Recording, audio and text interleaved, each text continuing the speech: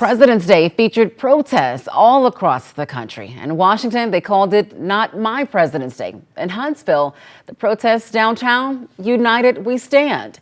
Wait 31 reporter Jim Abbott joins us live now in Huntsville to tell us how this rally started. Jim. Yeah, Nikel, it is all part of the national 50-51 movement, which stands for 50 protests, 50 states, one day. It's a grassroots movement to protest the actions of the Trump administration. Now, nationally, they held their first protest 12 days ago on February 5th, including one on the steps of the state capitol in Montgomery. But they wanted to take advantage of the holiday to gain a larger voice. And that voice in downtown Huntsville this evening, about 100 strong.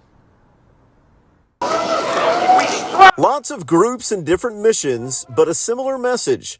That's what Melanie Kalowski finds frustrating and why she organized this United We Stand protest at Big Spring Park. People need to have proximity to their neighbors that may be a little bit different, but we want to have a country where everybody has the same rights. Her Purple People Resistance, just one of many groups across the nation forming President's Day protests to counter what they call chaos coming from Washington. President Trump, Elon Musk, and the recent federal job cuts, popular topics. And they're using a meat cleaver to just cut everything, and people don't understand how it's going to impact them in their local economy. The president should not be a dictator. They kind of just do what they want, and Congress should be the one approving the budget. They cannot just go around and dismantle departments. Their collective hope is that more people will see and hear what they're doing and saying, that they don't want moves in Washington to go unchecked, while at the same time making sure that their rights are being protected. Dissent is American, and that's what everybody's doing today.